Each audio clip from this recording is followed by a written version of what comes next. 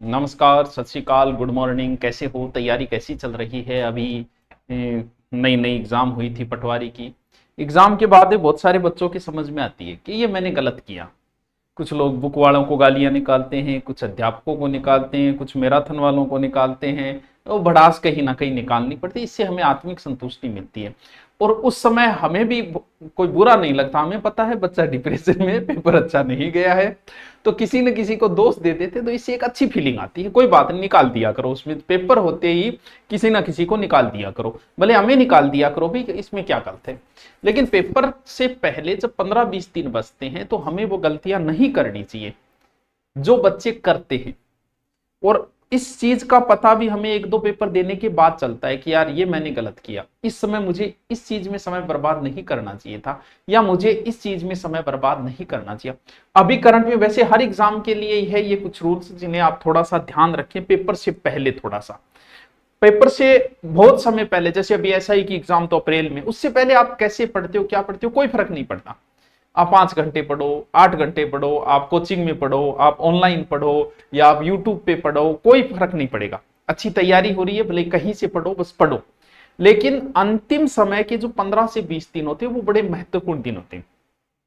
उन्हें आप बर्बाद करते हो कहीं भी तो वो नुकसान होगा आपको। 20 दिन बाद आपको नुकसान होगा जिस दिन पेपर हॉल में बैठोगे।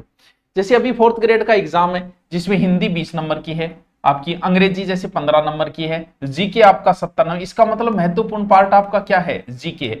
लेकिन कभी ये मत सोच लेना, क्योंकि अब ज्यादा दिन नहीं बचे हैं इसके, ये मत सोच लेना कि बहुत पोस्ट है, 50,000 है, नाको लाग जाएगा। तो फॉर्म भी 23 लाख भरे गए हैं, शायद रिकॉर्ड तोड़ फार्म है ये आज तक के। और हर किसी ने भरे, आप ये सोच रहे हो सब ने भरे? यानी 23 लाख बेरोजगार है राजस्थान में। 23 लाख में से 50,000 तो कंपटीशन तो वहीं आके गिर गया वापस। फिर ये कई पारियों में होगा, बाद में वही आपस में लड़ेंगे, इसका नॉर्मलाइजेशन हो गया, इसका नहीं हुआ, जो भी है।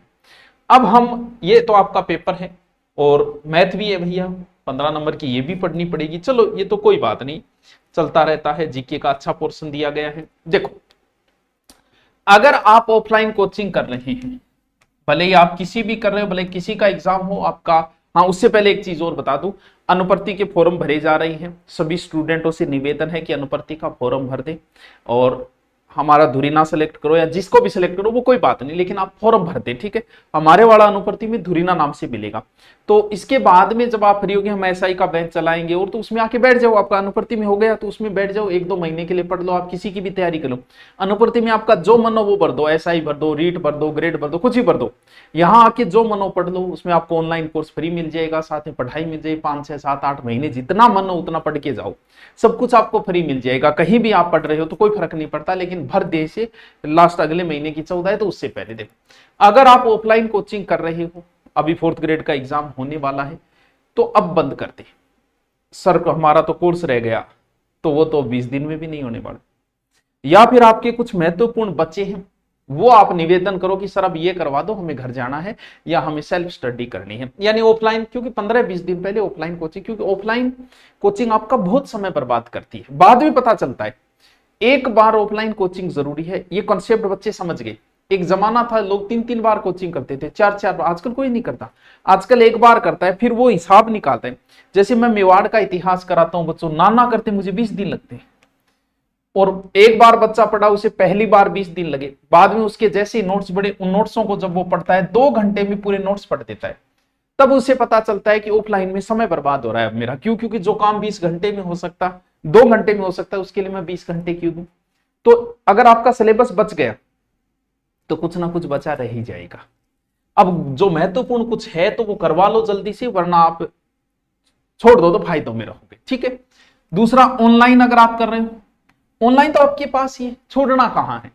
ऑनलाइन में ये नहीं है कि आप ये सोच रहे हो कि अब चलो मैथ और पढ़ लूं मैं, और अब मैथ शुरू करके मैं पढ़ लूं। ऐसा नहीं हो सकता, क्योंकि दिन ही नहीं बचे। ये जो लास्ट का समय होता है वो रिपीट करने का समय होता है, ना कि कुछ नया छेड़ने का समय होता है। नया कुछ भी न छेड़े।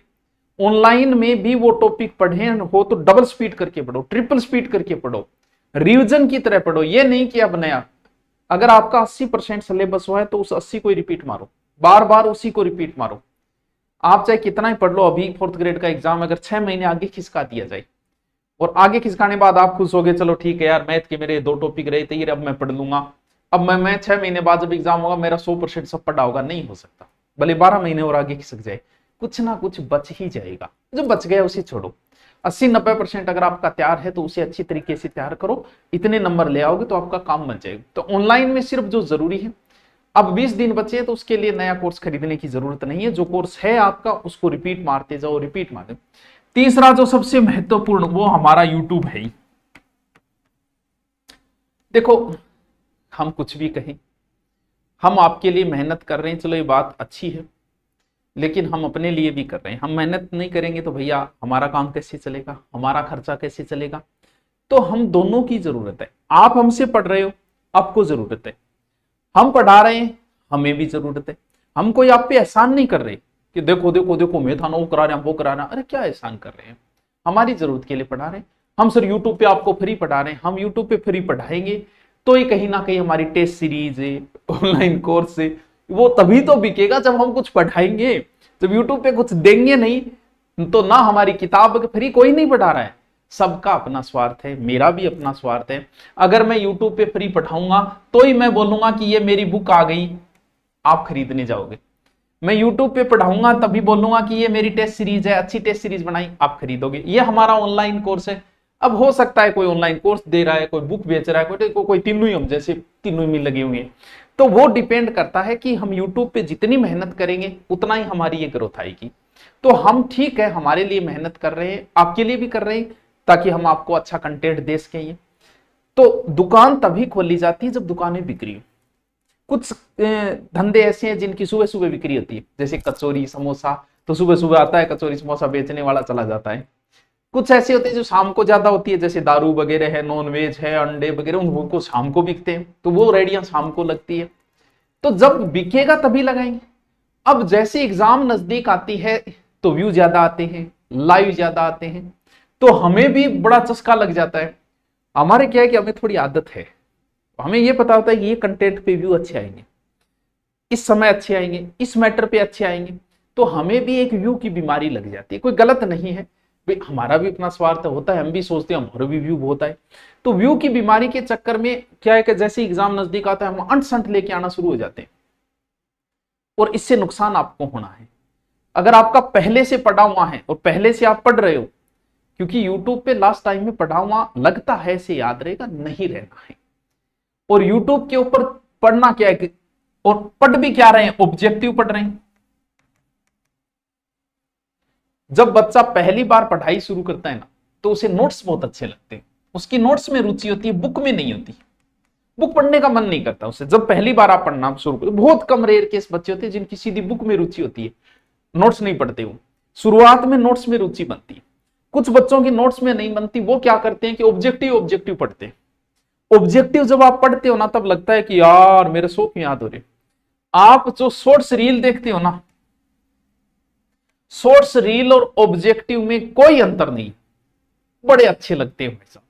जैसे आप यूट्यूब पे या इंस्टा पे शॉर्ट्स देख रहे हो और मजा आ रहा है, देखते जा रहे हैं देखते जा रहे हैं, और 1 घंटा हो गया, और 1 घंटे में 30 सेकंड के हिसाब से आपने लगभग 50 रील तो देख ली होगी। वैसे ज्यादा होती है लेकिन 50 तो देख ही ली।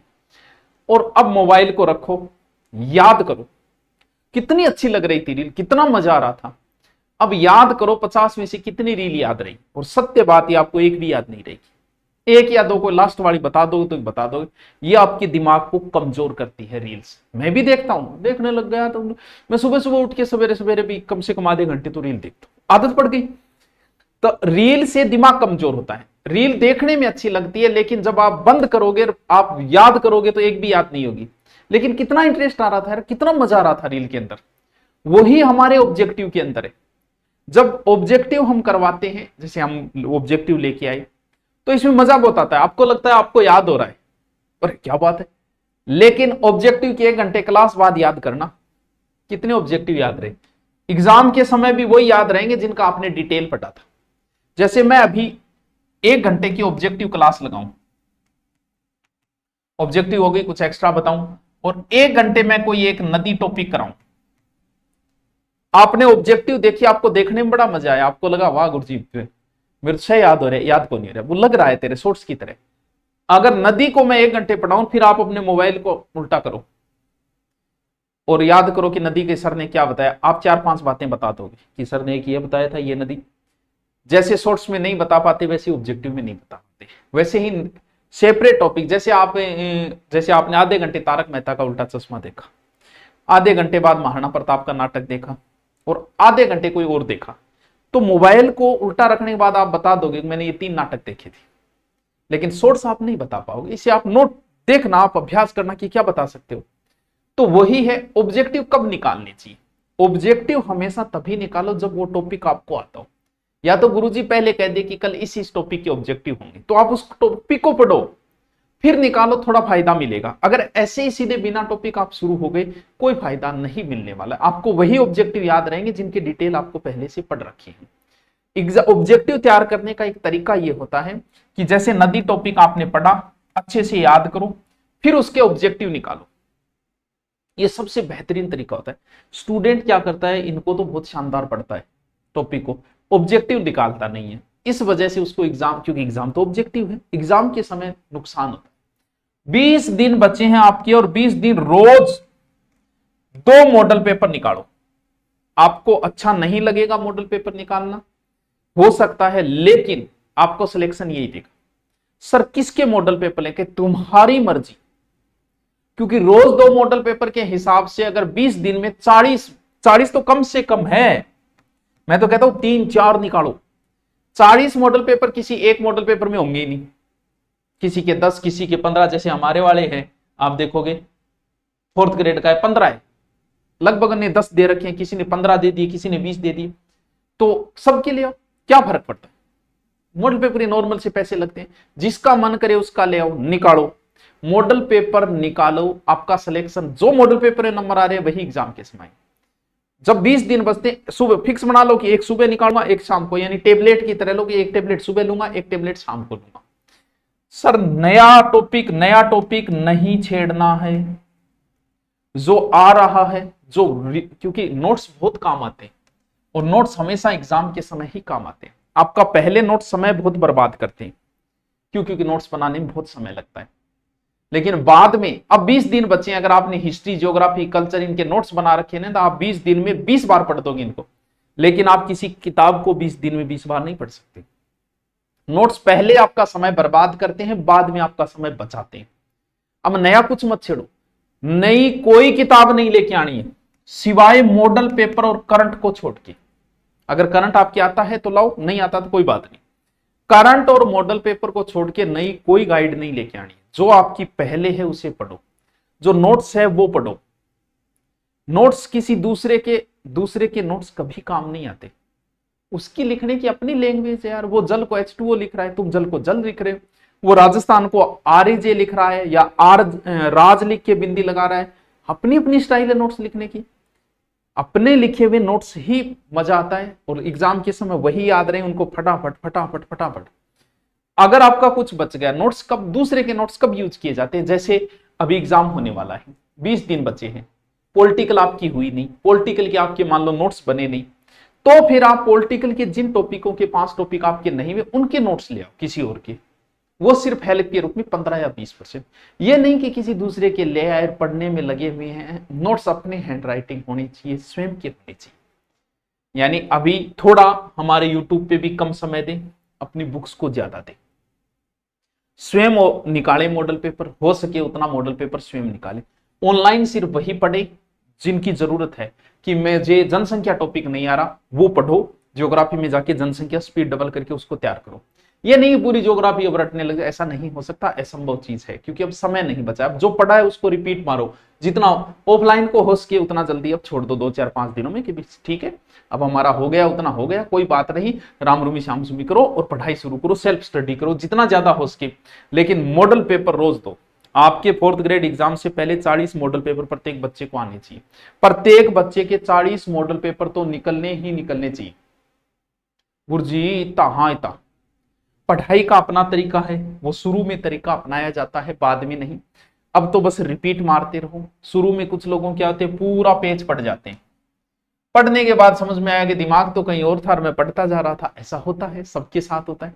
क्यों? क्योंकि हमें ध्यान करने की प्रक्रिया नहीं है, इसलिए हम एक जगह ध्यान नहीं लगा पाते। जिन लोगों को शुरुआत में पढ़ते रहो, जो अपना ध्यान नहीं लगा पाते, उनको हमेशा साथ में रफ कॉपी रखनी चाहिए और पेन चलाते हुए लिखना चाहिए, ताकि जिनका ध्यान भंग हो, जिनमें एकाग्रता आ गई ना, उनको किसी जरूरत नहीं है, वो सीधे बुक पढ़ो, बुक में हाईलाइट कर दो, मार्कर रखो जो भी। लेकिन शुरुआत में हमारा ध्यान नहीं लगता, हमारी एकाग्रता नहीं आता, हम पढ़ते रहते हैं, हमारा दिमाग कहीं और जला रहा है। वही बात, हम भोजन खा रहे हैं, सोच कुछ और रहे हैं, हम गाड़ी चला रहे हैं, सोच कुछ और रहे हैं। क्यों? क्योंकि हमारे दिमाग की विशेषता है कि जहां है वहां वो टिकता नहीं है। लेकिन जब नहीं टिकता तो उसको टिकाने के अपने तरीके हैं। तो उस तरीके में यह है कि जब आप पहली बार पढ़ रहे हो, किसी भी टॉपिक को पढ़ रहे हो, जैसे आप एकीकरण पढ़ रहे हो, तो आपके बराबर में रफ कॉपी चलनी चाहिए। आपने पढ़ा कि एकीकरण जो है 7 चरणों में पूर्ण हुआ, तो 2 तरीके हैं, या तो आप 7 लिख दो या चरण लिख दो, दोनों में से एक चीज, या तो प्रश्न लिखो या प्रश्न का उत्तर लिखो, बराबर पेन चलना चाहिए। एकीकरण में 8 वर्ष 7 माह 14 दिन लगे, या फिर आप ये लिख दो समय। एकीकरण के समय इंग्लैंड का प्रधानमंत्री एटली, या तो एटली लिख दो या पीएम लिख दो। एकीकरण के समय वाइसराय माउंटबेटन था, या तो माउंटबेटन लिख दो या वाइसराय लिख दो। एकीकरण के प्रथम चरण का नाम मत्स्य संघ है, या तो प्रथम चरण या मत्स्य संघ, बराबर चलता रहना चाहिए, बार बार रिपीट करते हुए। अब आओ, अब आपने प्रश्न लिखा या उत्तर लिखा वो आप जानो। मान लो कि आपने उत्तर लिखा, तो आप देखो ये 7 के हो चरण, 8 7 14, भाई 8 7 14 क्यों आप भूल गए? आओ वापस उसमें देखो। अच्छा, समय हो तो एटली प्रधानमंत्री हो, माउंटबेटन अच्छा वाइसराय हो, मत्स्य संघ पहलो चरण। ये शुरुआत में, बाद में जब आप में एकाग्रता आ जाती है फिर आप रिपीट करते रहो, लेकिन शुरुआत में आपका बराबर पेन चलना चाहिए। तो अभी आपका एग्जाम है, आपको बहुत बहुत शुभकामनाएं। हमारी जो हिंदी चल रही है वो चलती रहेगी, वो हिंदी कोई 4th ग्रेड के हिसाब से नहीं है। मैं कह रहा हूं अब आप सेल्फ करो, ज्यादा से ज्यादा सेल्फ पे ध्यान दो, ऑब्जेक्टिव निकालो, स्वयं ऑब्जेक्टिव निकालो ज्यादा से ज्यादा, क्योंकि यूट्यूब पे आपका समय बर्बाद होता है। जो ऑब्जेक्टिव मैं यूट्यूब पे मुझे कराना है, 50 ऑब्जेक्टिव कराने में 1.5 घंटा लगता है, और आप स्वयं उसी पढ़ोगे तो 10-15 मिनट में पढ़ दोगे। तो समय को थोड़ा सा बचत करें, दिन कम बचे, लास्ट दिनों में जितना पढ़ा है वो काम आ जाएगा, कहीं दिमाग में अटक गया आपका काम बन जाएगा। अभी आप समय की बचत करो, मॉडल पेपर निकालो, करंट पढ़ना है करंट की बुक लाके पढ़ो, और ज्यादा से ज्यादा रिवीजन। जो पहले के नोट्स बने नया मत छेड़ना, ना नई कोई किताब लेके आनी है, ना कोई नोट्स लेके आनी, तुम्हारे पास है वो माल पर्याप्त है, बस यही सोचो कि मेरे लिए पर्याप्त है। क्योंकि पढ़ने से सिलेक्शन नहीं होता है, क्या पढ़ना और क्या नहीं पढ़ने से सिलेक्शन होता है। तो आप सबको बहुत बहुत शुभकामनाएं, तैयारी के लगे रहें। हाँ, अभी मॉडल पेपर हम आपको ऑनलाइन भी देंगे, जल्दी दूरी ना पे, 2-4 दिनों में आपको ऑनलाइन उपलब्ध हो जाएगा, ऑफलाइन आप मार्केट से ला सकते हैं। Okay, thank you.